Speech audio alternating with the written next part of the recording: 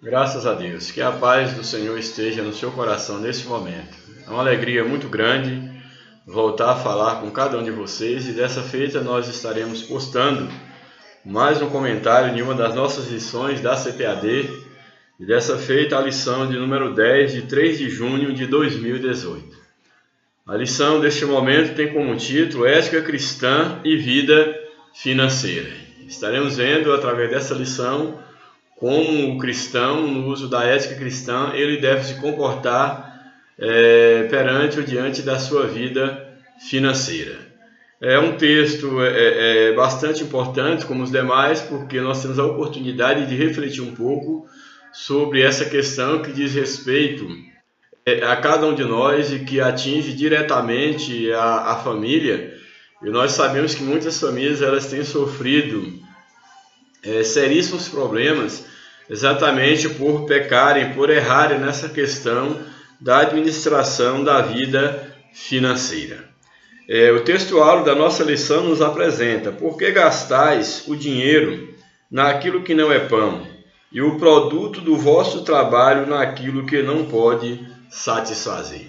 Então, esse texto aqui ele nos traz um ensinamento bastante significativo, quando nos traz aqui a reflexão sobre a destinação do fruto do nosso trabalho, do dinheiro, daquilo que nós recebemos pelo trabalho realizado. E aqui esse texto aqui do livro de Isaías 55, o verso 2, a parte A, ele nos traz exatamente essas recomendações. Por que gastai o dinheiro naquilo que não é pão? Nós temos que entender aqui que a referência ou o termo aqui pão usado nesse texto é uma metáfora que representa tudo aquilo que é fundamental para o sustento do ser humano. E nos mostra aqui que é o fruto do nosso trabalho, o dinheiro que nós ganhamos, que deve ser gastado em primeiro lugar naquilo que venha satisfazer as nossas necessidades básicas, as nossas necessidades fundamentais. Uma vez que quando nós temos aqui a expressão pão, fala exatamente desse alimento, tomando aqui o pão como um alimento simbólico, mostrando exatamente esse alimento que ele é essencial e que ele está na mesa de todo homem, de todo ser humano. Então o pão aqui representa aquele alimento que não pode faltar na mesa de nenhum ser humano, como sendo elementos fundamentais para o seu sustento, para a sua sobrevivência. Portanto, aí está o primeiro questionamento, a primeira reflexão que o texto nos apresenta, é que nós devemos gastar o nosso dinheiro naquilo que venha nos sustentar, naquilo que é o pão de cada dia. Daí entender essa expressão, por que gastais o dinheiro naquilo que não é pão? Ou seja, por que deixar de gastar o dinheiro com aquilo que é essencial para o sustento do teu corpo, da tua família, e gastar esse dinheiro com outras coisas que não diz respeito às necessidades básicas da sua família? Por exemplo, muitos gastam o dinheiro na bebedice, com um cigarro, com um vício, ou até mesmo com objetos de luxo, objetos que de fato não venham a satisfazer ou cumprir as necessidades fundamentais da sua família. Isso tem trazido situações bem difíceis para muitas famílias, quando nós vemos pais, mães de família que não sabem administrar o seu dinheiro e gastam o dinheiro com coisas tão supérfluas e não supra as necessidades fundamentais, as necessidades básicas da sua família. Daí essa advertência: por que gastais o dinheiro naquilo que não é pão? Aí na sequência nós temos: e o produto do vosso trabalho naquilo que não pode satisfazer.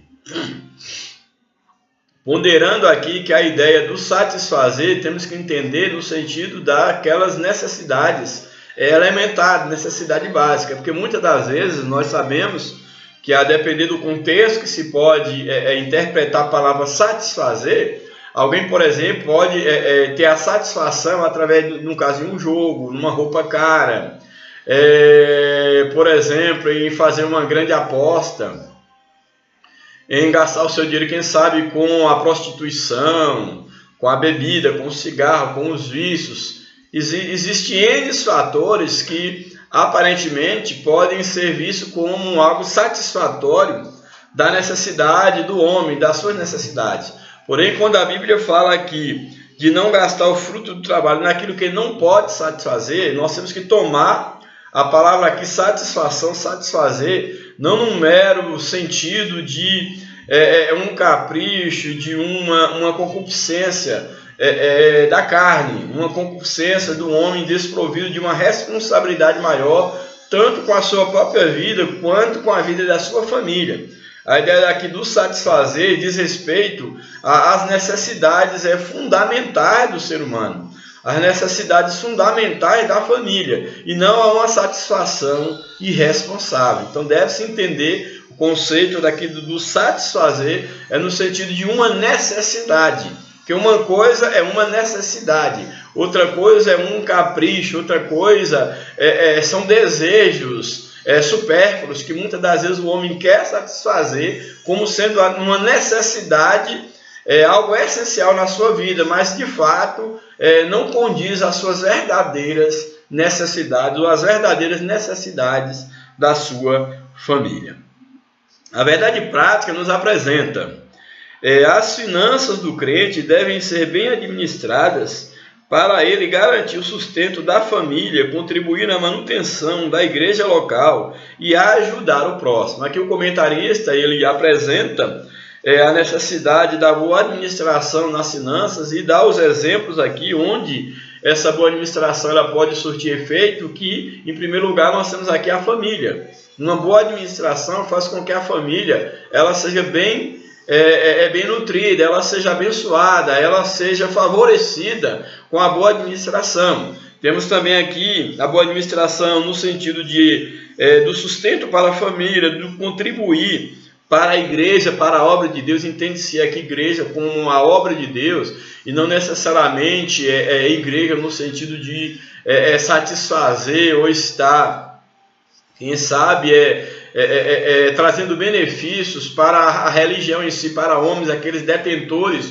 do poder religioso que às vezes, de uma forma irresponsável, usa os dízimos e as ofertas para poder se darem bem na vida e terem uma vida boa. Não é nesse sentido, mesmo porque essa não é a finalidade dos dízimos, essa não é a finalidade da oferta, mas é sim para a manutenção da obra de Deus, a necessidade daqueles que fazem parte da igreja, mas que não têm condição de se sustentar, e eles devem ser ajudados pela igreja. Então, a boa administração, no caso das nossas finanças, ela serve tanto para ajudar no sustento do nosso lar, como também para contribuir para que a obra de Deus ela possa, no caso a obra humana, no sentido humano, ela possa ir avante e também ajudar, como a lição coloca, o nosso próximo, aquele que porventura vier a depender da nossa ajuda. A leitura bíblica em classe está no livro de 1 Coríntios, ou 1 Crônicas, melhor dizendo, 1 Crônicas, capítulo 29, verso 10 ao verso 4, e depois 1 Timóteo, capítulo 6, verso 8 até o verso de número 10. Bem, aí fazendo a leitura e a reflexão do primeiro texto, 1 Crônicas 29, o verso 10, aí até o verso 14, nos diz o seguinte, 1 Crônicas 29, 10. Pelo que Davi louvou ao Senhor perante os olhos de toda a congregação e disse: Bendito és tu, Senhor, Deus de nosso Pai Israel, de eternidade em eternidade. Então nós temos aqui que Davi, ele louva a Deus diante de um momento em que ele estava experienciando, exatamente quando, do momento da arrecadação de ofertas para a construção do templo ali de Israel, templo esse que depois foi construído por Salomão, seu filho, exatamente com todas essas ofertas que Davi conseguiu arrecadar. Então aqui ele está agradecendo a Deus através dessas palavras, pelo que Davi louvou ao Senhor perante os olhos de toda a congregação e disse: Bendito és tu, Senhor, Deus do nosso Pai Israel, de eternidade em eternidade. Tua é, Senhor, a magnificência e o poder e a honra, e a vitória e a majestade, porque teu é tudo quanto há nos céus e na terra. Tu és Senhor, o reino, e tu te exaltas sobre todos os chefes. Então aqui Davi reconhece Deus como sendo o Senhor de todas as coisas, reconhecendo teu é Senhor o reino, e tu te exaltas sobre todos os chefes. Aqui mostrando que tudo pertence a Deus, que Deus ele é Senhor, ele é soberano sobre tudo, tudo está sob a tutela de Deus, a administração de Deus. E ele reconhece, quando ele recebe toda aquela oferta que o povo traz com alegria para a construção daquele templo, ele reconhece que tudo pertence ao Senhor e que foi o próprio Deus que moveu o coração do povo para aquela grande obra. E aí ele prossegue na sua exaltação: e riquezas e glória vêm de diante de ti, e tu dominas sobre tudo, e na tua mão há força e poder, e na tua mão está o engrandecer e dar força a tudo. Agora, pois, ó Senhor, agora, pois, ó Deus nosso, graças te damos e louvamos o nome da tua glória. Ele continua nessa exaltação: porque quem sou eu e quem é o povo que tivestes poder para tão voluntariamente dar semelhantes coisas, porque tudo vem de ti, e a tua mão, tudo vem de ti, e da tua mão tu damos. Então nós vemos aqui o reconhecimento do salmista Davi, do seu povo, dizendo que de fato aquilo que Deus havia abençoado o povo, para que o povo trouxesse para a construção do templo, para poder ter um lugar para adoração a Deus, ele reconhece que tudo aquilo de fato não era do povo.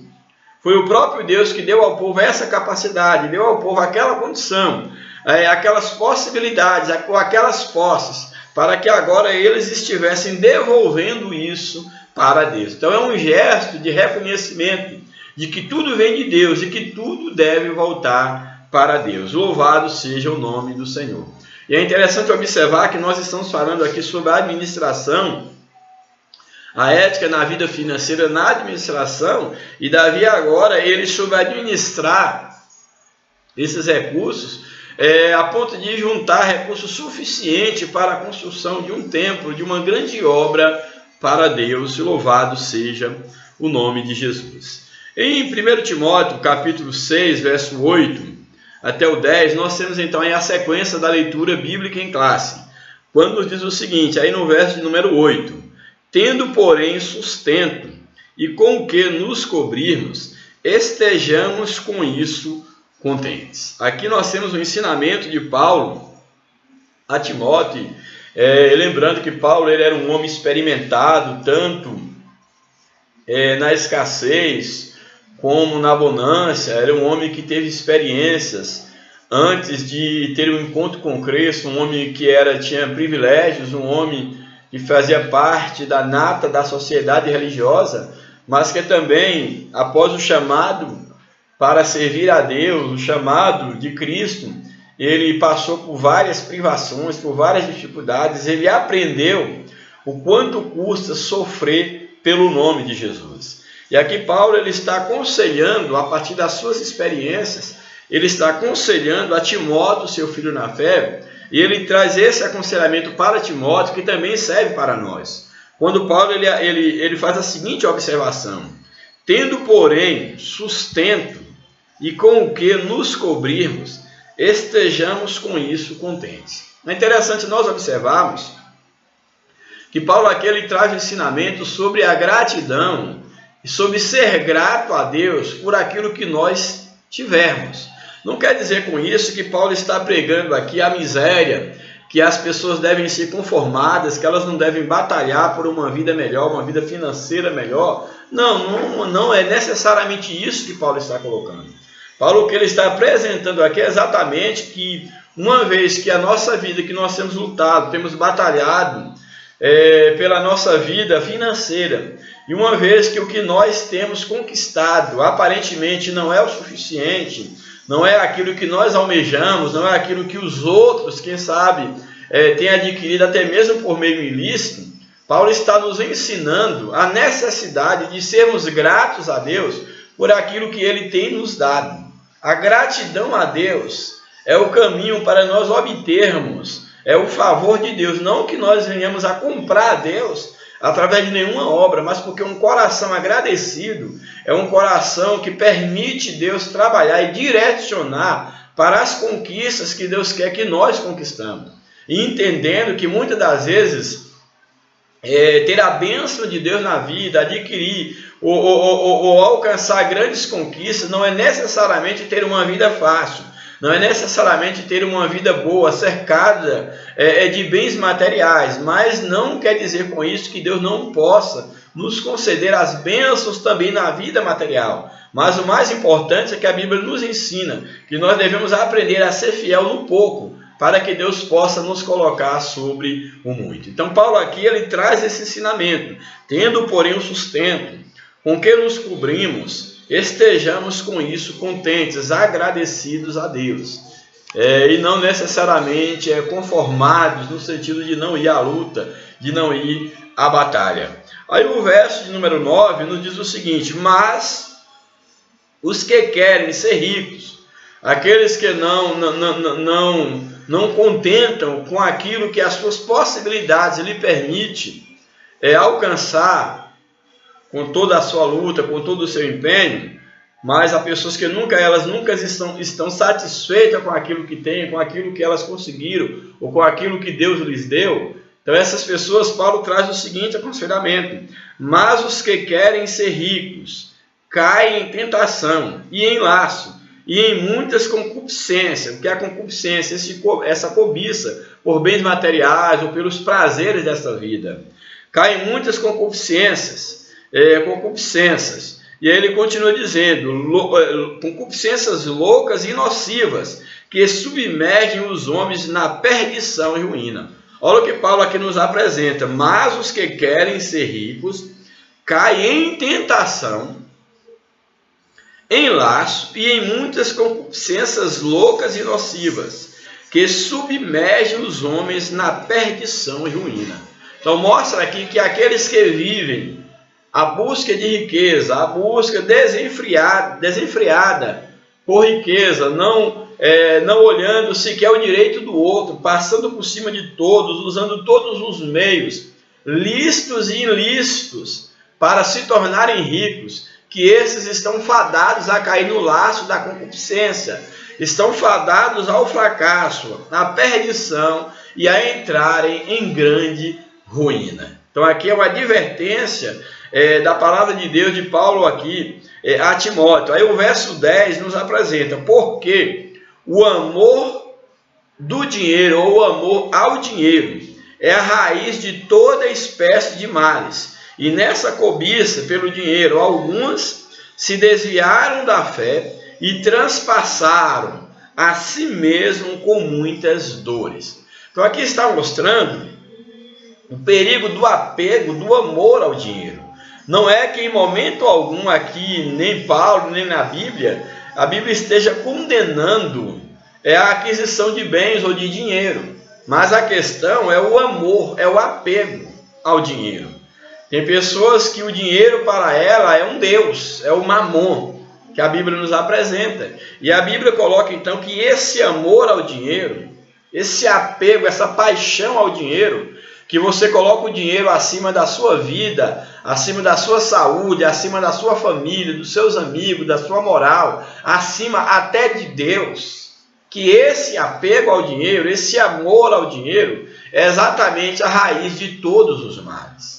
Nós sabemos quantas pessoas elas têm rompido amizades, elas têm caído no descrédito, elas têm vendido a própria alma a fim de adquirir dinheiro. Existem pessoas que vivem para o dinheiro e muitas das vezes não cuidam nem sequer da saúde. E às vezes dar a saúde, dar a vida para adquirir dinheiro. E depois esse dinheiro, depois de adquirido, esse dinheiro torna a sua própria ruína, torna o seu próprio fracasso. E elas nada podem adquirir, mesmo tendo conseguido tanto dinheiro. Porque como nós sabemos, o dinheiro ele não traz a saúde, ele não traz a felicidade. O dinheiro não compra uma família. O dinheiro não compra um lar, o dinheiro não compra a paz, o dinheiro não compra a alegria. O dinheiro ele é importante, ele pode nos dar o alimento, ele pode nos dar o pão, pode nos dar uma casa, pode nos dar pessoas à nossa volta, pode nos dar mulheres, mas o dinheiro não dá confiança. O dinheiro não compra a confiança, não compra a fidelidade, não compra o amor, não compra o carinho. O dinheiro não compra a simplicidade. O dinheiro não compra a paz na alma. O dinheiro não compra Deus. Então, por isso que o texto nos apresenta que o amor ao dinheiro é a raiz de todo o mal. Por quê? Porque o homem que ele ama o dinheiro, o seu coração está exatamente no dinheiro, nos bens materiais. E a Bíblia diz que aonde está o tesouro do homem, aí está o seu coração. Então nós sabemos que tem muitas coisas nessa vida que valem bem mais do que o dinheiro. A amizade, o carinho, o amor de um filho, da família, da esposa, a credibilidade, isto vale bem mais do que o dinheiro. Então aqui o texto ele nos chama a atenção que quando o homem ele coloca o dinheiro acima de qualquer coisa, quando o homem ele se apega ao dinheiro e esse amor ao dinheiro passa a ser como um vício, como um câncer, como um vírus, ele está fadado a ter uma vida de infelicidade e ser transpassado por muitas dores. Portanto, grave isso no teu coração, porque o amor do dinheiro é raiz de toda espécie de males, e nessa cobiça alguns se desviaram da fé. Por quê? Porque o Deus deles se torna o próprio dinheiro. Alguns se desviaram da fé e se traspassaram a si mesmo com muitas dores. Portanto, vigiemos e saibamos administrar aquilo que Deus, porventura, nos entregar nas nossas mãos. Louvado seja o nome de Jesus para sempre. A introdução da nossa lição nos apresenta o seguinte: o Senhor é a fonte de toda riqueza, e tanto a prata quanto o ouro pertencem a Ele. Logo, as posses e os bens são concedidos ao ser humano por meio do nosso Deus. Assim, cada um prestará conta de tudo que recebeu nesta vida para administrar, inclusive na esfera financeira. Nessa lição veremos como podemos gerir melhor as nossas finanças. Nós temos que ter consciência disso, que tudo que nós temos, tudo que Deus nos entregou nas nossas mãos, foi entregue para nós administrarmos. E Deus, Ele nos chamará a responsabilidade da nossa administração, da nossa mordomia, sobre aqueles bens que Ele nos concedeu que nós tivéssemos, ou que nós estivéssemos de posse. Aí o primeiro ponto da lição, o primeiro tópico da lição, nos apresenta o seguinte: uma teologia para a vida financeira. O equilíbrio financeiro foge dos extremos da riqueza e da pobreza e ainda possibilita uma vida desprovida de preocupações desnecessárias. Aqui nos apresenta que o equilíbrio financeiro ele vai fugir dos dois extremos, de ter uma vida extremamente pobre na miséria ou querer buscar uma vida de extrema riqueza. Mas sim, o equilíbrio na finança nos leva exatamente a ter uma vida moderada, uma vida onde, se possuirmos riqueza, nós vamos saber administrar essa riqueza para o nosso bem, o bem da nossa família, mas também para o bem daqueles que nos cercam. Mas se porventura nós tivermos uma vida de extrema miséria, nós somos aconselhados a buscar também a direção de Deus para ter uma vida digna como filhos de Deus, ter uma vida digna como ser humano. Então nós não estamos aqui, ou não devemos fazer apologia nem a nenhum dos extremos, a buscar a riqueza de uma maneira desenfreada e nem também a viver uma vida de miséria, porque Deus, Ele quer o melhor para os seus filhos. Aí então nós temos aqui, dentro desse tópico, uma teologia para a vida financeira. Nós temos a vida financeira equilibrada. É o primeiro subtópico. No livro de Provérbios estão registradas as palavras de Agur. Aí Provérbio 30 eu vou estar lendo. Provérbios 30, vamos logo para aí o Provérbios, porque a gente já já vai fundamentando aí a nossa reflexão em torno de uma temática tão importante quanto a temática aqui ora em questão. Então aí no livro de Provérbios, você pode abrir a sua Bíblia, Provérbios capítulo de número 30, nós vamos ter o seguinte, Provérbios 30, os versos de número 7, 8 e 9. Chama a tua atenção, depois que nós voltarmos à leitura aqui desse ponto da lição, fica mais fácil aí o nosso entendimento. Portanto, Provérbios de número 30, versículo de número 7 a 9, nos diz o seguinte. São palavras de Agur, quando ele nos coloca o seguinte: duas coisas te pedi. Essas palavras de Agur, orando a Deus. Duas coisas te pedi, não mas negue, antes que morra. Afasta de mim a vaidade e a palavra mentirosa. Ele pede ao Senhor que afaste dele a vaidade do coração e a mentira, e a palavra mentirosa, ou dos mentirosos que porventura vierem o cercar. Afasta de mim a vaidade e a palavra mentirosa.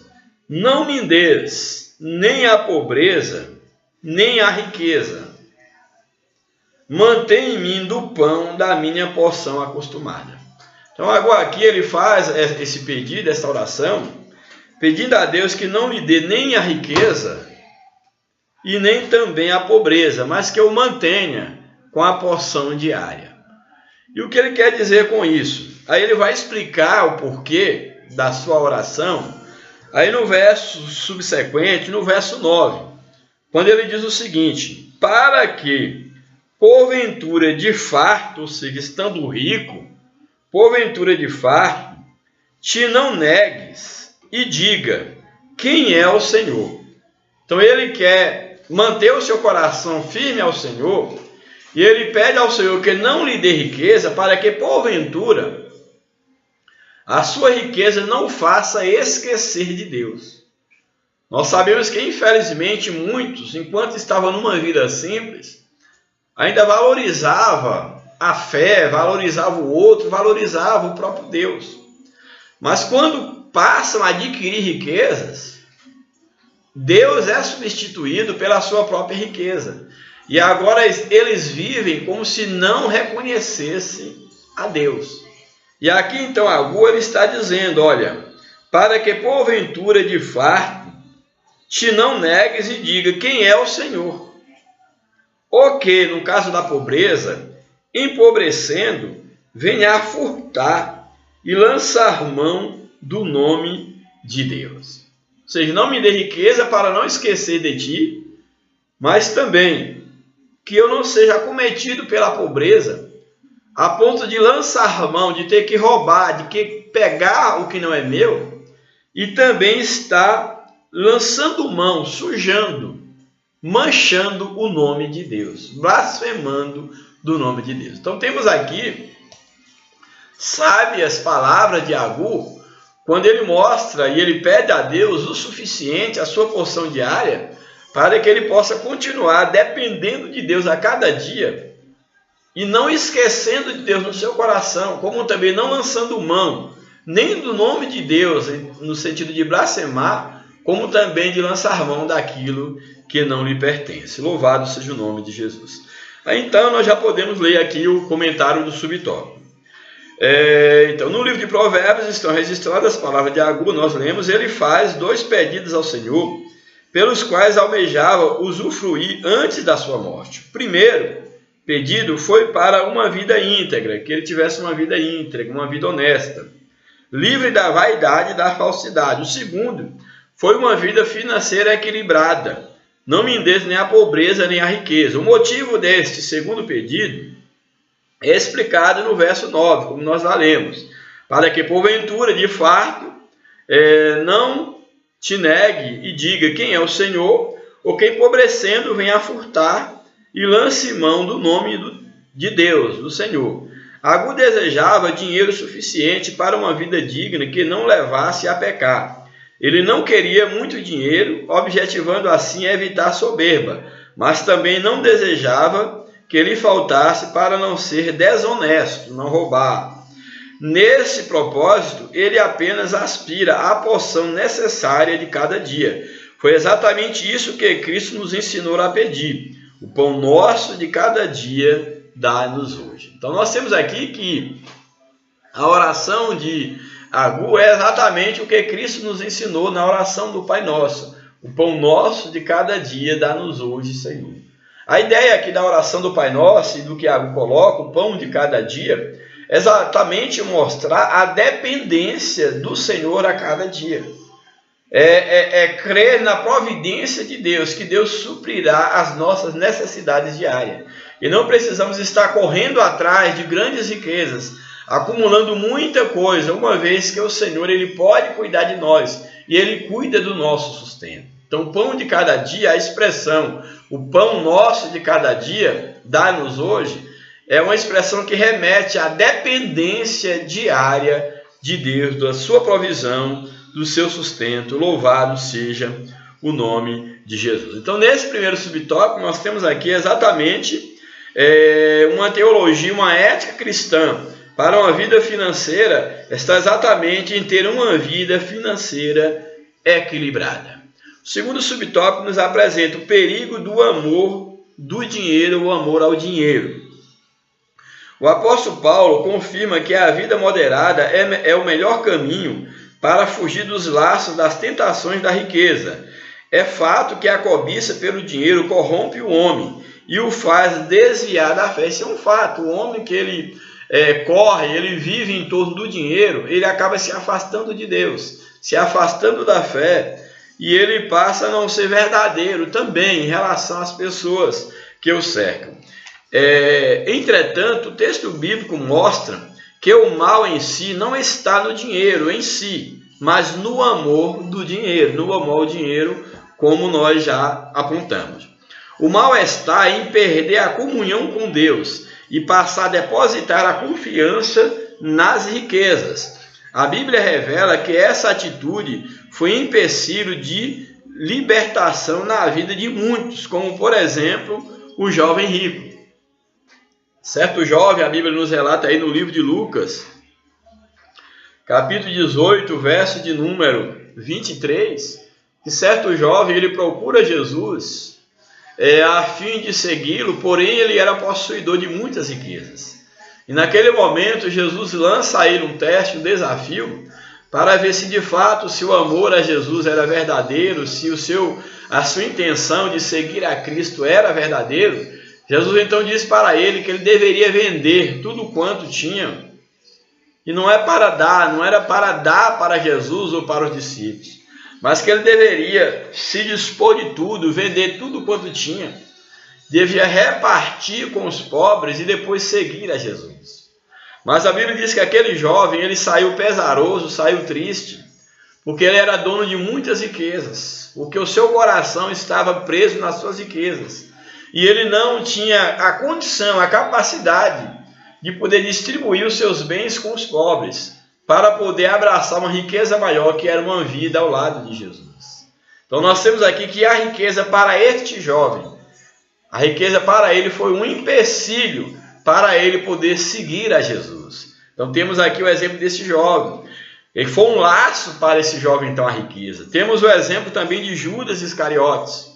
Aí no livro de Lucas, capítulo 22, verso 3 ao 6, vai exatamente narrar aí o episódio que envolve Judas traindo a Jesus, vendendo o seu mestre por 30 moedas de prata. Temos aí então aqui o dinheiro como sendo um laço para Judas, comprometendo a sua alma, comprometendo a sua credibilidade, comprometendo a sua obediência, a sua lealdade a Jesus, ao seu amigo Jesus. Também a Bíblia, no livro de Atos, capítulo 5, verso de número 1 ao 5, nos traz a história de Ananias e Safira. É interessante essa história porque ela retrata um caso quando do início da igreja, e que esse casal, eles haviam vendido uma propriedade e haviam combinado entre si mentir para os apóstolos. Ele havia combinado mentir para Pedro, mentir para os apóstolos, dizendo que tinha vendido a propriedade por um preço que não foi o preço que ele tinha vendido e que eles estavam entregando ali para aos pés dos apóstolos todo o dinheiro da venda daquela propriedade. E é interessante observar que o próprio Pedro, ao repreender a atitude de Ananias e de Safira, Pedro deixa bem claro que eles não tinham nenhuma obrigação de trazer um centavo, nada do dinheiro, para entregar aos pés dos apóstolos. Era uma prática, havia quem fazia isso como um gesto de amor, de entrega, de querer investir, ver o crescimento da obra. Sim, havia pessoas que vendiam as suas propriedades e entregavam o dinheiro, no caso aos pés dos apóstolos, para que fosse distribuído entre os necessitados. Porém, isso não era uma lei, não era uma obrigação, ninguém era obrigado a fazer isso. Porém, aqui, Ananias e Safira, este casal, eles queriam demonstrar uma atitude de serem pessoas generosas, de serem pessoas que contribuíam com a obra, como existem muitos na atualidade que fazem isso, que tentam ofertar ou fazer alguma coisa para serem vistos pelos homens, mas que Deus conhece muito bem o coração dessas pessoas. Então nós vemos aqui então que Ananias e Safira não tinham um coração fiel. Eles queriam enganar os apóstolos, queriam passar a imagem de serem pessoas piedosas, que estavam inseridas de fato, de verdade, no corpo de Cristo. Porém, eles pagaram caro por essa atitude. Eles queriam enganar os homens, porém, quando da repreensão, o próprio apóstolo Pedro, ele coloca que ele não estava enganando aos homens, mas ele estava mentindo ao Espírito Santo. E de Deus ninguém pode se esconder.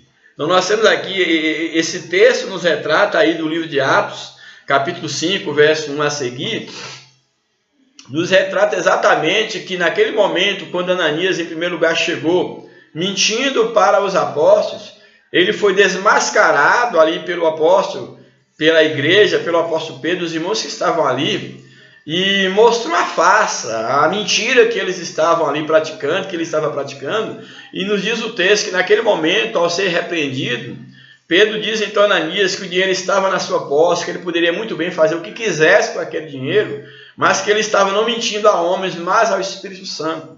E a Bíblia diz que naquela mesma hora, Ananias cai e morre, como uma punição da sua infidelidade diante de Deus e daquela farsa que ele estava tentando, que ele orquestrou para poder enganar os discípulos. E diz que um pouco mais, a pouco momento, após Ananias ter morrido e ter tirado para fora para ser sepultado, chega a sua esposa, no caso Safira, e aí Pedro pergunta sobre a questão da herdade e ela confirma a mentira do seu marido. Naquele momento também ela morre, como punição. E isso aconteceu exatamente para que houvesse temor naquela igreja que estava iniciando e que todos ali pudessem perceber que era uma obra do Espírito Santo e que ninguém podia mentir para Deus. Então aquilo ali causou um temor no coração da igreja, porque todos perceberam que de fato Deus estava no meio do seu povo, que aquela obra era uma obra séria, era uma obra de Deus, e que ninguém poderia enganar o Espírito Santo, ninguém poderia enganar a Deus através da mentira, através da falsidade. E nós sabemos que não é diferente na época de hoje. Muitos que pensam, que passam despercebidos diante de Deus. Deus conhece muito bem o coração, a intenção de cada um, e cada um receberá a seu tempo a punição da parte de Deus. Então, voltando aqui ao texto, nós percebemos exatamente que a ambição, o apego ao dinheiro, aos bens materiais, isso se tornou um empecilho também para Ananias e Safira. Então, aqui a lição então nos chama a atenção, que valorizam, pessoas que valorizam o dinheiro em detrimento da salvação. Então, esses exemplos que foram citados, no caso do jovem rico, Judas Iscariotes, Ananias e Safira, eles valorizaram mais o dinheiro do que a própria salvação. E, infelizmente, muitos continuam fazendo o mesmo, se apegam muito aos bens materiais, têm uma vida, vivem para as riquezas, vivem para o dinheiro, usando todos os meios para alcançar isso. E muitas das vezes estão negligenciando o que há de mais importante, que é a salvação das suas almas. Portanto, mesmo que o Senhor nos permita enriquecer, o salmista nos adverte quanto ao pecado em relação às riquezas. E aí o salmista no Salmo de número 62, verso 10, nos diz o seguinte: se as vossas riquezas aumentam, não ponhais nela o coração. Grave isso. Repito aquilo que falei a princípio. A Bíblia diz que aonde estiver o nosso tesouro, aí estará o nosso coração. Tesouro aqui representa aquilo que é mais importante para nós, aquilo que nós consideramos mais importante. Nós podemos ter riqueza sem que isso seja as coisas mais importantes na nossa vida. Nós devemos elencar as prioridades e saber que Cristo, que Jesus deve ser a nossa maior riqueza, a nossa salvação é a nossa maior riqueza e que o nosso coração deve estar no autor da nossa salvação, que é Jesus Cristo. Então, onde está a tua riqueza, aonde estiver o teu tesouro, aí estará o teu coração. Se o teu tesouro é a salvação da tua alma, que está em Cristo Jesus, o teu coração estará em Cristo Jesus. Louvado seja o nome de Jesus para sempre. O tópico número 2 nos apresenta meios honestos para ganhar dinheiro. Ganhar dinheiro não é pecado, mas uma necessidade indispensável. Trabalhar de modo honesto para o sustento de sua família é uma atitude altruísta, é uma atitude louvável. Trabalhar de modo honesto para ganhar o sustento. Aí o primeiro subtópico desse ponto nos apresenta trabalho e emprego. Desde a queda no Éden, o homem precisa empregar esforços para obter os bens de que necessita para sobreviver. Disse Deus: no suor do teu rosto comerás o teu pão. Assim, o trabalho passou a ser o meio legítimo para promover o sustento humano. O Senhor Jesus ensinou que digno é o trabalhador do seu salário. Quando escreveu aos Tessalonicenses, ou no caso aos irmãos em Tessalônica, Paulo enfatiza que o trabalho é um meio digno de ganhar dinheiro. Porém, no afã de obter o seu salário, o cristão não pode envolver-se com meios ilícitos e criminosos, nem tampouco explorar ou extorquir seu semelhante. A responsabilidade individual de trabalhar para o próprio sustento é tão relevante que a Bíblia condena o preguiçoso e ainda assevera: se alguém não quiser trabalhar, não coma também. Nós temos aqui muitos ensinamentos em relação aqui a esse ponto, esse subtópico, trabalho e emprego. Primeiro, nós temos uma ordem divina. Quando Deus criou o homem, lá no Jardim do Éden, Deus já colocou o homem para trabalhar. A Bíblia diz que Deus lavrou um jardim e deu ao homem para cuidar do jardim. Não quer dizer que o homem ele não tinha nada para fazer. Ele tinha sim, tinha muita coisa para fazer, que era cuidar, lavrar do jardim. Porém, ele contava com a bênção direta de Deus sobre a natureza, no sentido da produção, dos frutos, do alimento necessário para ele sobreviver. Porém, a Bíblia diz que quando o homem pecou contra Deus, o trabalho para o homem, sim, ele se tornou como que uma sentença, no sentido de que ele tornou árduo. Então, aquilo que era prazeroso para o homem se tornou algo como que uma doutrina, um mandamento, uma espécie até mesmo de castigo. Não que o trabalho em si seja algo ruim, porque o homem já trabalhava antes do pecado. Mas aqui no sentido agora que o trabalho não era algo mais prazeroso. Porque a Bíblia diz que a terra começou a dar espinhos, a não produzir mais o fruto, e o homem teria que agora trabalhar com essa situação, fazer com que a terra correspondesse às suas necessidades básicas. Então aí é quando o texto nos apresenta que no suor do teu rosto comerás o teu pão.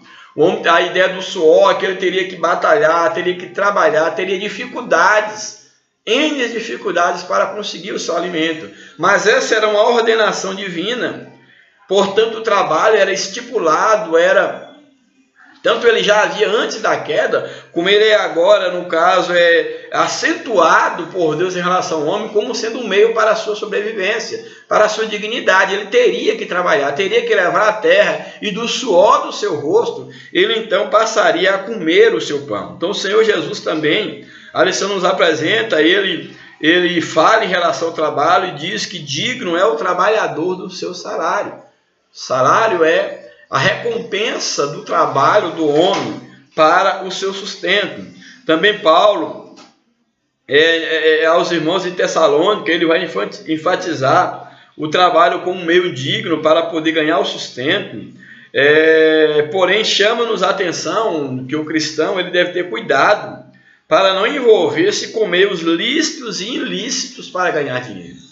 Sabemos aí que existem caminhos mais curtos, mais fáceis para poder se adquirir riqueza e dinheiro, e muitas das vezes nesse mundo, nesse contexto de pessoas que perderam o temor de Deus, o cristão às vezes é levado a querer ter uma vida fácil, a querer encurtar caminhos para poder se dar de bem na vida por meios condenáveis à palavra de Deus. E a Bíblia nos chama a atenção, a Bíblia nos instrui para o perigo das riquezas ilícitas. Então nós, enquanto cristãos, nós devemos ter cuidado para não nos envolvermos em meios, em práticas ilícitas, a fim de poder adquirir riquezas, porque aquilo que aparentemente pode parecer um bem para nós, certamente se transformará numa grande maldição. Então aqui o cristão ele é aconselhado a ter cuidado com a aquisição de bens por meios lícitos e ilícitos, e nem tampouco ele deve ter cuidado para também não explorar ou extorquir o seu semelhante, usar da exploração, da boa-fé, até mesmo dos irmãos em Cristo, para poder explorá-los. Isso é condenável à luz da palavra de Deus. Também o comentarista nos traz a advertência sobre a responsabilidade individual de cada um, prover o seu próprio sustento, e a Bíblia condena o preguiçoso no livro de Provérbios, aí no livro de Provérbios capítulo 21, verso 25, capítulo 22, verso 13, vai estar exatamente falando sobre essa questão do preguiçoso, que ele deve trabalhar, que ele não tem coragem, entendeu, de ir à lida. E são textos que condenam exatamente o preguiçoso como alguém que não se atina para a vida, que não tem coragem de lutar para a sua vida. E isso a Bíblia traz como algo negativo, como algo condenado, à luz da palavra de Deus. Aí Provérbios, por exemplo, capítulo 21, nós podemos aí analisar Provérbios 21, que nos apresenta o seguinte, Provérbios 21, capítulo 25, Provérbios 21, 25, nos diz o seguinte: laço é para o homem dizer precipitadamente,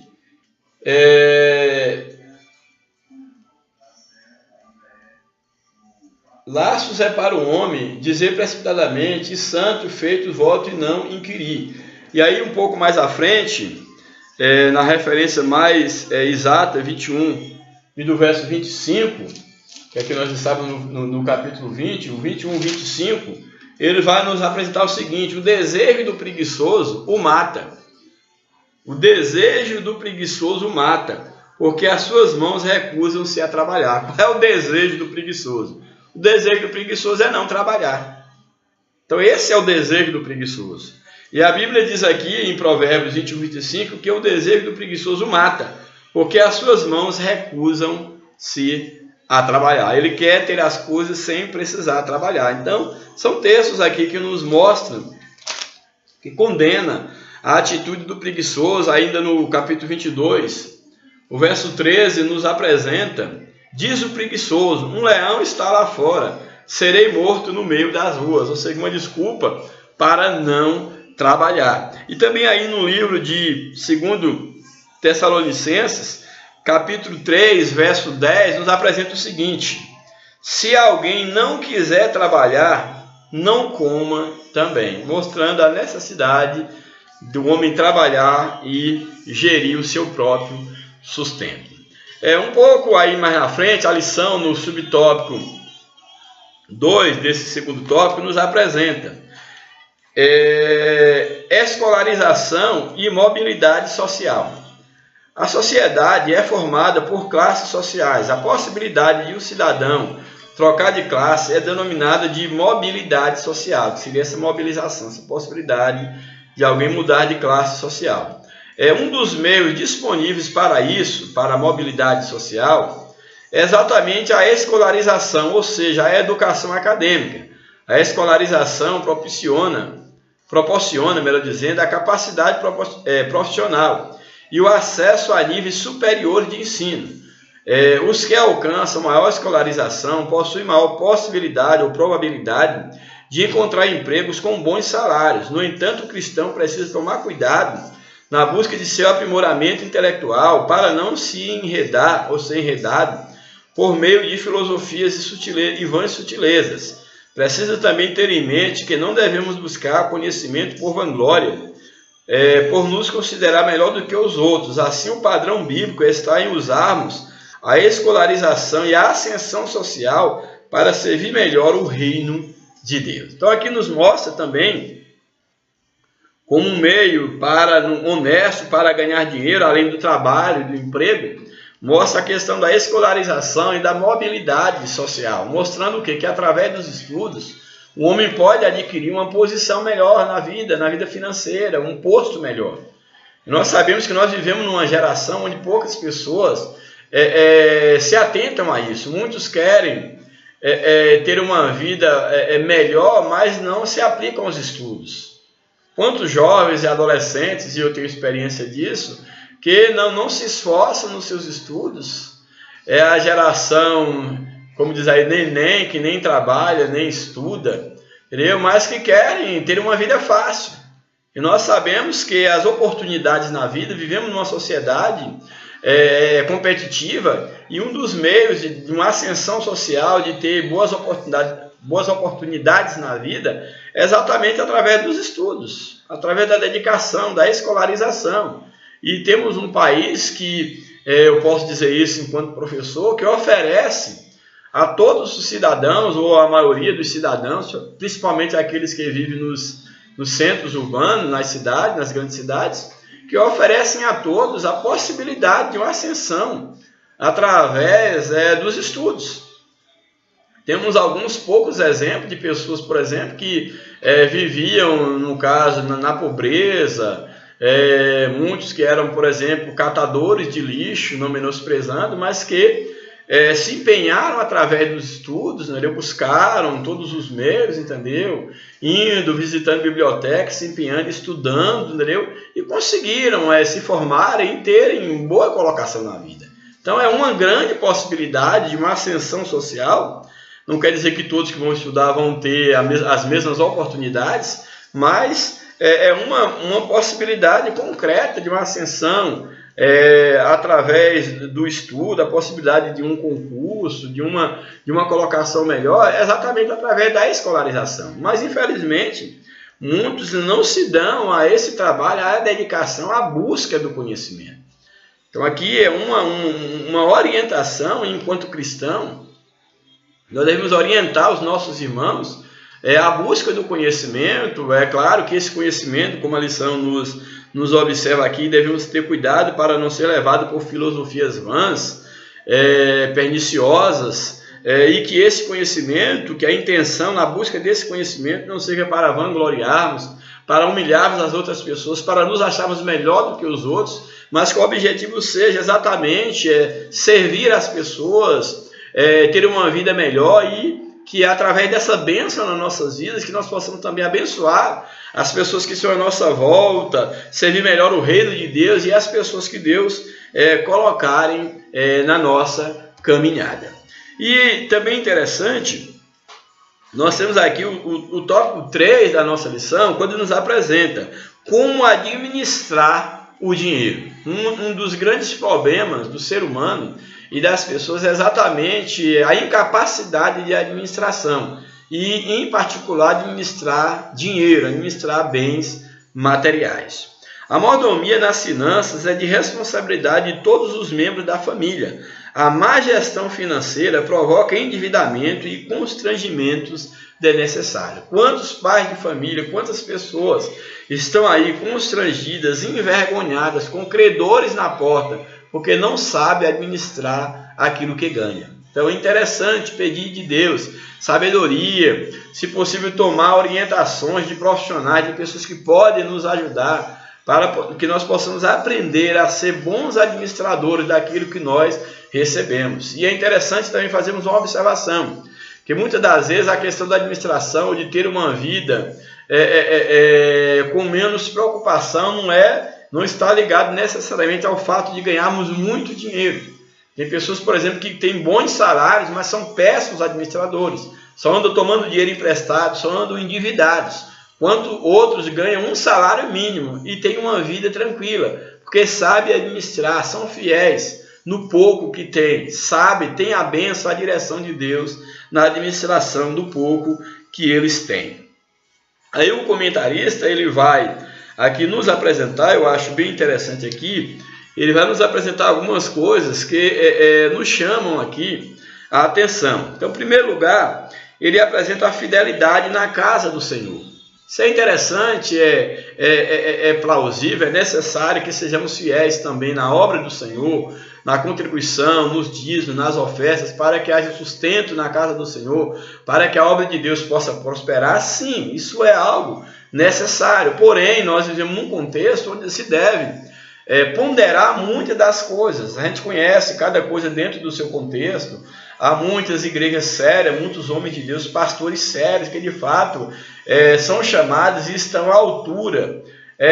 Poderíamos dizer assim, eles representam bem e eles estão à altura de poderem receber e administrar dízimos de oferta, quando de fato também existem muitos que não têm nenhuma habilidade, eu diria que não estão autorizados nem por Deus para isso, mas que se fazem administradores, que se fazem donos de determinadas empresas religiosas para poderem estarem se utilizando indevidamente de recursos que, à luz da Bíblia, tem um fim único, tem um propósito especial, que é a manutenção da casa do Senhor. E aqui o comentarista, nesse primeiro subtópico aí do último ponto, como administrar o dinheiro, ele traz a fidelidade na casa do Senhor. A boa administração financeira tem início com a fidelidade do cristão na entrega dos dízimos e oferta. O dízimo era praticado antes da lei, requerido no período da lei e permanece em vigor na nova aliança. É mandamento da lei e da graça, da antiga e da nova dispensação. Entregar os dízimos significa devolver ao Senhor a 10ª parte de todos os nossos rendimentos. Já a oferta é extra ao dízimo, tanto um quanto o outro devem ser com alegria. O amor, altruísmo e voluntariedade, o sentimento que deve predominar no coração do crente no momento de entrega solene é o de gratidão a Deus. O povo se alegrou com tudo que se fez voluntariamente, porque de coração íntegro deram eles liberalmente ao Senhor. Também o rei Davi se alegrou com grande júbilo. Então nós temos aqui, o comentarista nos apresenta em relação à fidelidade na casa do Senhor, e eu não sou contra que se pagam, eu não gosto dessa palavra pagar, não gosto mesmo da pagar, mas não sou contra que se entregue, ou que se devolva, ou que se dê em dízimos. Não há nada de errado nisso, porém a gente tem que ter cuidado em ponderar alguma coisa, porque eu não vejo com muita facilidade essa questão, como talvez até o comentarista ele deixa transparecer, que é mandamento da lei e da graça, mandamento, a ideia do mandamento, de uma lei, ter que, no caso, dizimar ou ofertar. Eu não vejo com muita facilidade essa questão. Não estou dizendo com isso que não se deva contribuir, que não se deva ofertar, que não se deva dizimar, não estou dizendo com isso, mas a ressalva que eu faço é que, enquanto igreja, nós não estamos debaixo de leis, no sentido de termos que pagar uma taxa ou alguma coisa para vivermos a vida enquanto cristão, enquanto participantes do corpo de Cristo e da graça de Cristo. E nós sabemos que uma coisa é a religião judaica, como funcionava a religião judaica em si, outra coisa é como funciona a igreja enquanto corpo de Cristo. O dízimo ele era uma prática bem antes mesmo de ser instituído o dízimo, no caso, né, como um preceito na lei judaica, sim, bem antes disso. Porque o próprio Abraão, ele devolve o dízimo, ele dá dízimo a Melquisedeque, isso bem antes que houvesse o próprio sacerdócio levítico. Porém, o que eu chamo a atenção é ter um certo cuidado, uma certa ponderança, para não colocar, no caso, o dízimo, no caso, enquanto uma lei. Esse termo lei ele é muito pesado para, no caso, um contexto atual, e tomando, no caso, textos da Bíblia que falam em relação à questão do pagamento do dízimo, como o próprio livro de Malaquias, ele adverte em relação àqueles que estavam roubando do Senhor, e fazendo uma observação que aquele texto, aqueles que roubavam a Deus, era em especial os sacerdotes. O povo também, é claro, seguia o sacerdote, deixavam talvez de dizimar, de ofertar, porque via os próprios sacerdotes roubando de Deus. Isso não é um detalhe, isso é muito sério ao tratar desse texto, porque infelizmente, dentro do contexto em que se aplica a questão do dízimo, usa esse texto de Malaquias para poder estar cobrando da igreja que eles devem pagar o dízimo, devolver esse imposto, como se estivessem ainda debaixo da lei, entendeu? E muitas das vezes não olha que o contexto desse texto, os ladrões para os quais Deus ele se voltava contra através da boca do profeta Malaquias, era exatamente os sacerdotes que estavam roubando o dízimo, roubando as carnes que eram colocadas na panela, tirando os melhores pedaços que deveriam ser destinados à oferta. Antes mesmo da oferta ser oferecida ao Senhor, eles já lançavam mão, já roubavam da oferta do altar. Então Deus agora estava trazendo uma palavra condenatória àqueles sacerdotes que pecavam, que roubavam os dízimos, as ofertas, e fazia com que o povo também pecasse.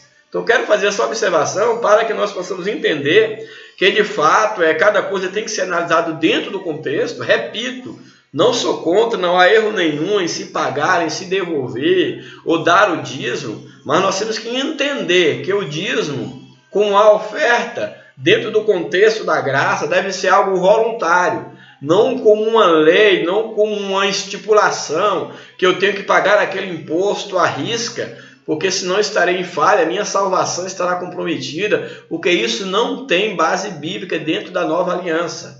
Deve-se pagar, pode-se devolver ou entregar o dízimo e as ofertas, sim. E, inclusive, no caso, nós temos o texto, que aqui, inclusive, o comentarista ele usa para defender o dízimo como sendo uma lei dentro da própria, na nova aliança, em Mateus 23, capítulo 23 de Mateus, o verso 23, quando diz assim: ai de vós, escribas e fariseus. Entenda-se que escriba e fariseu está falando aqui de judeus, de religiosos. Jesus repreendendo esses religiosos que cumpriam a lei aparentemente, pagavam o dízimo. Então Jesus diz para eles: ai de vós, escribas e fariseus hipócritas, pois que dais o dízimo da hortelã e do endro e do cominho, e despreza o mais importante, que é a justiça, que é a lei, que é o juízo, que é a misericórdia, a fé, que é mais importante do que o dízimo. E aí ele prossegue: deveis, porém, fazer essas coisas, no caso, pagar os dízimos, devolver, vocês podem fazer isso. Então quer dizer o quê? Que nós também podemos fazer isso. Deveis fazer essas coisas, mas não omitir aquelas que são mais importantes, que é a fé, que é o amor, que é a justiça. Não que Jesus esteja aqui dizendo, se posicionando, que o dízimo é uma doutrina, ou que não deixa de ser doutrina. Ele está simplesmente trazendo uma observação para um grupo de religiosos que fazia algo que era bom, que era pagar o dízimo, mas que não fazia o que era de mais importante, que era praticar a justiça e a fé em Deus. Então aqui é uma repreensão de Jesus a uma prática religiosa que meramente se esbarrava ou se limitava a pagar o dízimo, mas que na verdade eram pessoas que ainda precisavam ou ainda não tinham um encontro com Deus. Também aí, em 2 Coríntios, chama a atenção, 2 Coríntios 9, 7, que é o que realmente eu penso que é um ensinamento que todos nós devemos encaixar, tanto aqueles que pagam o dízimo, devolvam o dízimo, entregam o dízimo, quanto aqueles que ofertam, devem se enquadrar ou se guiar por esse texto. 2 Coríntios 9, verso 7, quando diz assim: cada um contribua segundo propôs no seu coração.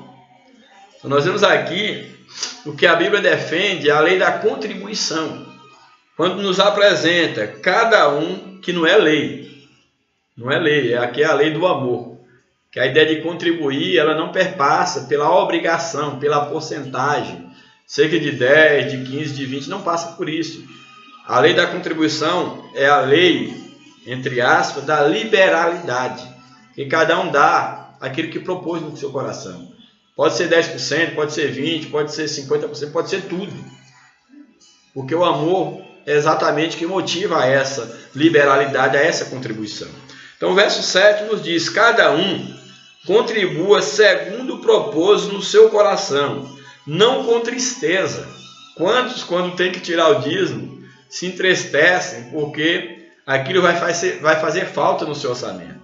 Isso é perigoso. À luz da palavra de Deus, diante de Deus, teria isso algum valor? Se eu tenho que dizimar e bate uma tristeza no meu coração porque eu tenho que tirar 10%? Então o texto nos apresenta: não com tristeza ou por necessidade, que eu tenho que fazer isso porque é uma lei. Porque Deus ama o que dá com alegria. E a ideia do Deus amar o que dá é que Deus aceita. O coração de Deus se abre. Deus aprova aquele que dá com alegria. Seja o dízimo, seja a oferta, mas que seja um ato voluntário e não por uma lei. Porque nós não estamos mais debaixo de preceitos, debaixo da lei. Mas a lei do amor, a lei da graça, é essa que impera em nossos corações. Louvado seja o nome de Jesus. Então nós temos aqui, e aí traz um relato aqui um pouco em relação à liberalidade do povo, que o povo se alegrou com tudo o que fez voluntariamente, porque o coração íntegro, deram eles liberalmente ao Senhor. Também o rei Davi se alegrou com grande júbilo. Aí a passagem de 1 Crônicas 29, verso 9. Então aqui esse primeiro subtópico nos apresentou em como administrar o dinheiro, a fidelidade na obra na casa do Senhor. Segundo subtópico, estabelecendo prioridades na administração das riquezas, do dinheiro que nós tivermos. Estabelecendo prioridades. A Bíblia ensina que o dinheiro serve de proteção, contudo, o dinheiro somente será uma bênção se a família souber administrar os rendimentos. Estipular prioridades e metas a serem atingidas é o caminho mais fácil para aplicar habilidosamente os recursos e evitar desperdício. Então é necessário que tenha metas, que tenha prioridade na aplicação dos recursos. As metas devem ser estabelecidas, obviamente, de acordo com as condições financeiras da família. Planejamento evita, então o planejamento em termos financeiros, ele evita a aplicação do dinheiro em atividades supérfluas ou desnecessárias, aquilo que eu falei a princípio. Às vezes aplica o dinheiro naquilo que não é pão, naquilo que não satisfaz uma real necessidade. Então o planejamento ele vai evitar a aplicação do dinheiro em atividades supérfluas. Nesse sentido, a prioridade deve ser orientada pela necessidade e urgência de cada situação.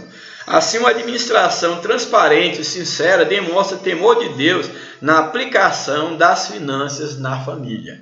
Então, aqueles que buscam estabelecer prioridades para a administração financeira, ele vai evitar muitas dores de cabeça, muitos problemas na família.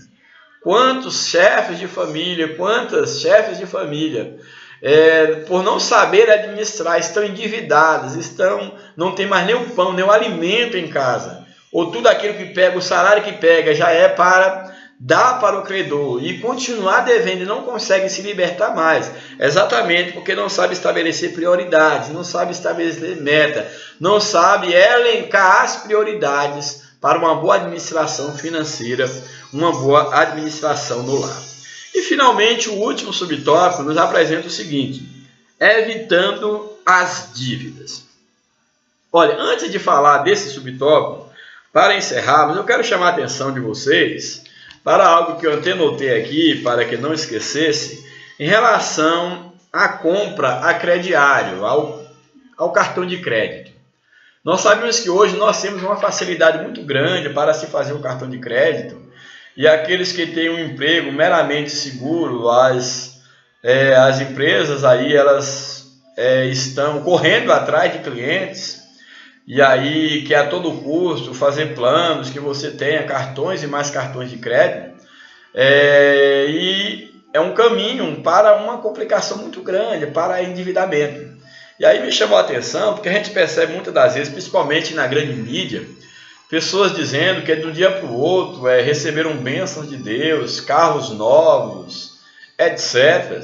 E às vezes contam, até mesmo na igreja, como sendo uma bênção recebida da parte de Deus. E aí eu queria te levar a uma reflexão. Será que porventura eu comprar um carro novo do ano, aí com 24 meses, 40 meses de prestação, tirando quase que um terço, um quarto do meu salário para pagar, será que essa dívida que eu estou contraindo, eu posso chamar isso de uma bênção de Deus? Será que eu deva chegar à frente da igreja ou num canal de comunicação e dizer que eu recebi uma bênção de Deus, quando de fato o que eu recebi, ou o que eu tenho, ou o que eu adquiri foi uma dívida? Seria isso uma bênção de Deus?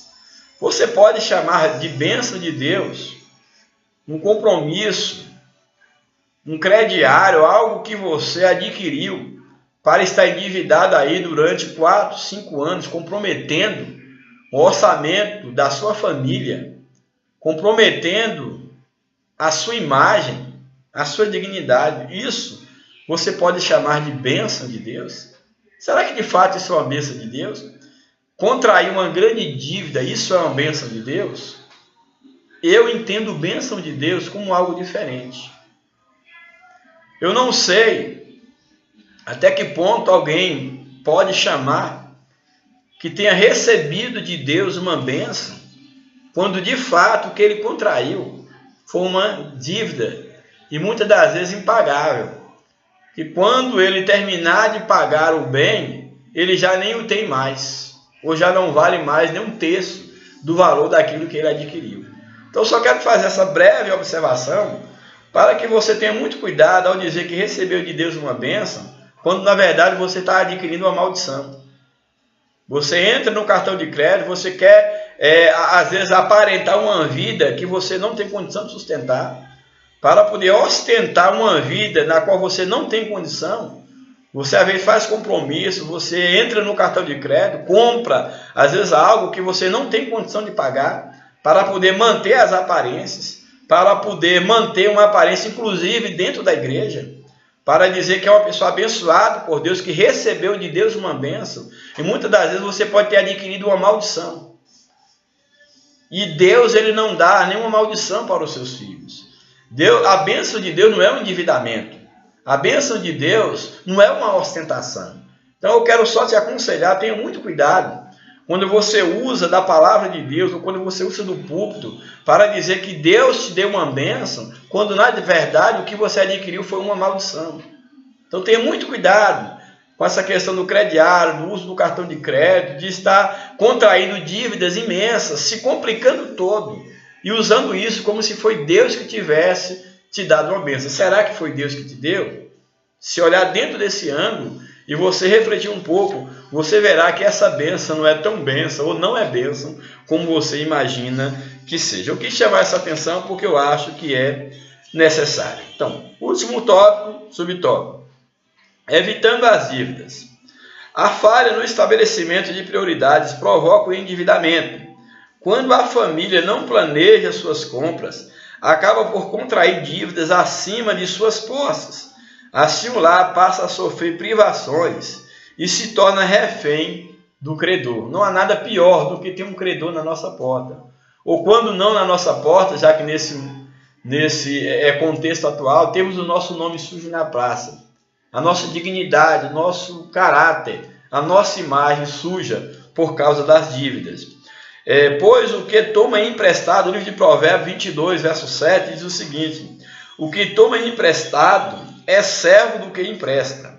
O comprometimento da renda familiar acarreta uma série de outros prejuízos, tais como quando você compromete a renda familiar para pagar um cartão de crédito, ou pagar um dinheiro que tomou emprestado, uma dívida, para poder ter uma vida de luxo, ostentar uma vida para a qual você não tem nenhuma capacidade de estar vivendo. O comprometimento da renda familiar acarreta uma série de outros prejuízos, tais como A impaciência começa a ter problemas, a impaciência do marido, da esposa, a impaciência, o nervosismo, as desavenças no lar. Uma das grandes causas da destruição de muitas famílias é exatamente as dívidas financeiras. Tem sido um dos grandes motivos de separação, de destruição de lares. Exatamente a questão das dívidas na vida financeira. Então tenhamos cuidado quanto a isso. Para evitar essas desgraças, situações, para evitar essas desagradáveis situações, é aconselhável comprar tudo à vista, se for possível. A Bíblia diz, interessante, é claro que a gente não quer dizer que você não possa em momento algum, quem sabe, fazer dívida dentro das suas possibilidades. Bom seria, como a lição aqui coloca, se nós pudéssemos comprar tudo à vista, se não precisássemos lançar mão de crédito, não dever nada para ninguém. Esse seria o ideal. E interessante que a Bíblia, no livro de Romanos, capítulo de número 13, o verso 8, nos diz o seguinte em relação ao que nós devemos dever. Romanos 13, 8. A ninguém devais coisa alguma, a não ser o amor com que vos ameis uns aos outros, porque quem ama aos outros cumpre a lei. Então o conceito da Bíblia é esse, que se possível, não devais nada a ninguém, a não ser o amor que nós temos e devemos um para com o outro. Então, se possível, compra tudo à vista. Não ser fiador é um dos grandes problemas que muitos têm enfrentado, têm endividado, têm sofrido aí vergonha, têm entrado em situações bem comprometedoras, bem difíceis, exatamente por se tornarem fiador. E a Bíblia ela nos traz várias advertências sobre o perigo de nos tornarmos fiadores de outras pessoas. Aí no livro de Provérbios, capítulo de número 11, verso 15, nos apresenta o seguinte, Provérbios 11, 15, você pode estar acompanhando aí na sua Bíblia, Provérbios 11, 15, nos diz o seguinte, deixa eu ver aqui,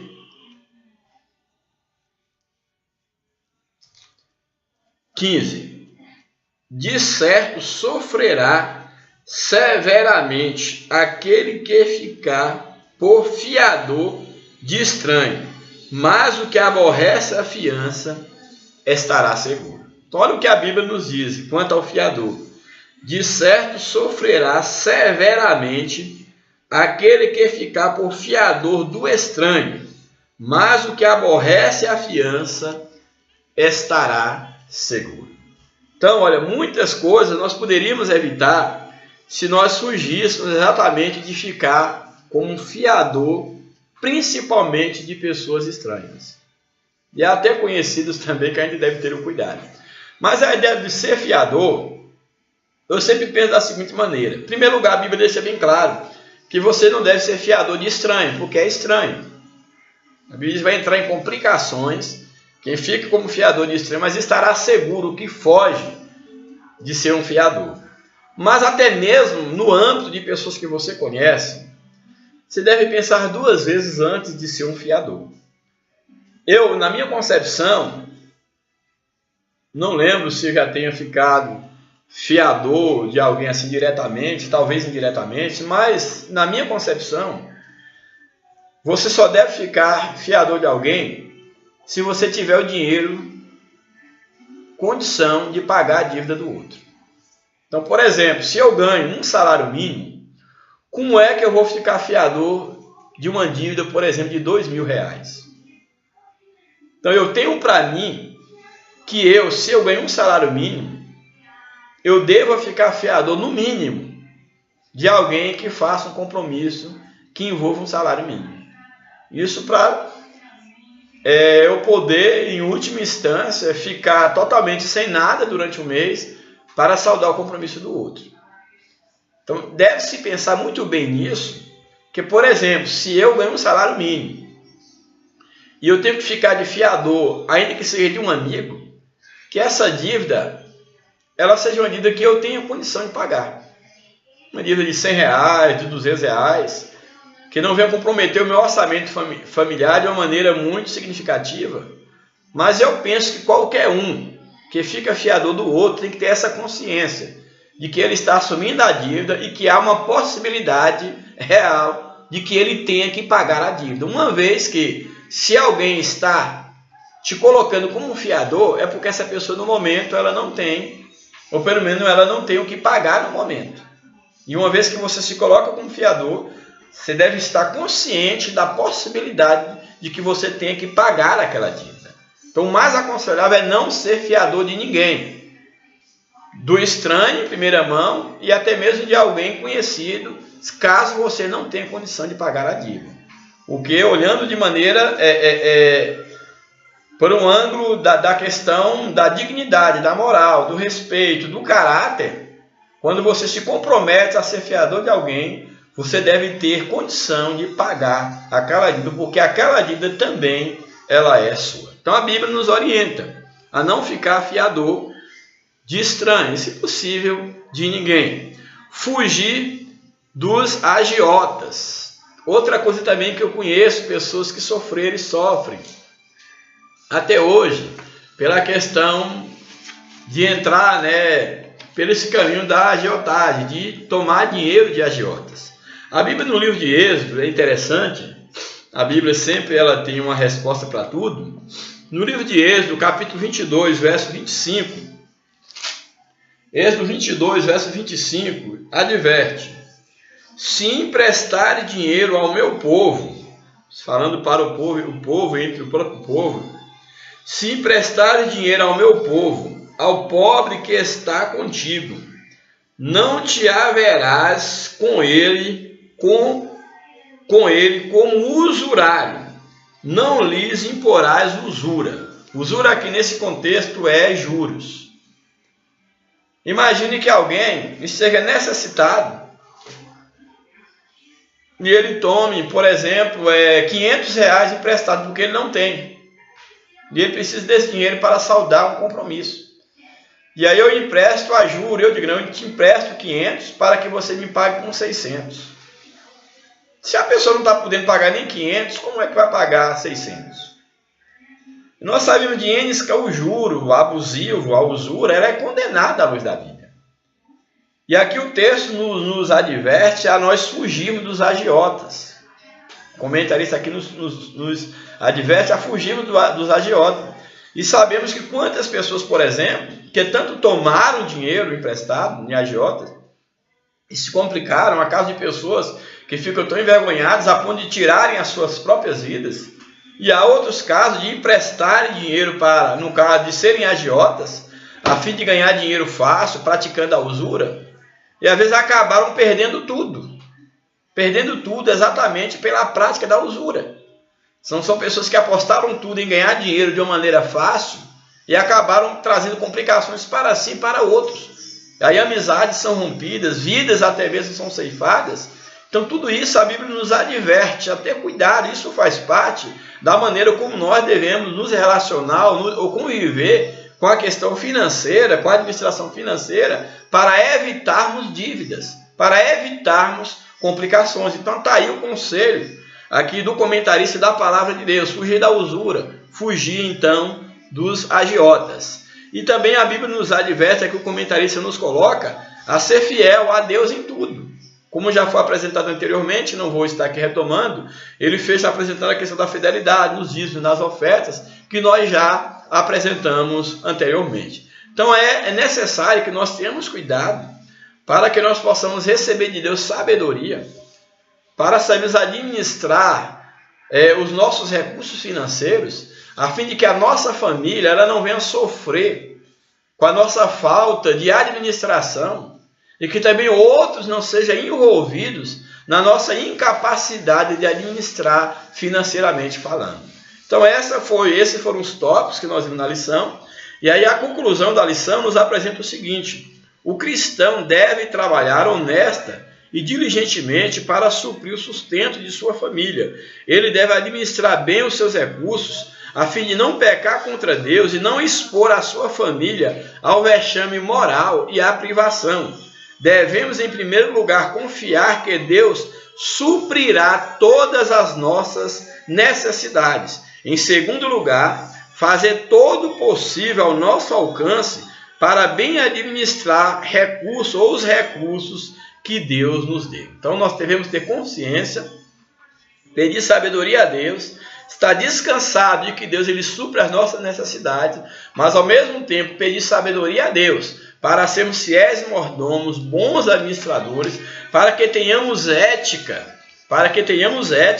na administração financeira, para que a nossa vida financeira ela seja uma vida condizente com pessoas que dizem ter a orientação de Deus em toda a sua maneira de viver. Então que Deus nos abençoe, que Deus abençoe a sua família, que Deus abençoe as suas finanças e que nós possamos viver uma vida debaixo da direção de Deus. Um grande abraço, que a bênção de Deus esteja sobre todas as esferas, todas as áreas da sua vida. A paz do Senhor, em nome de Jesus, e até a próxima.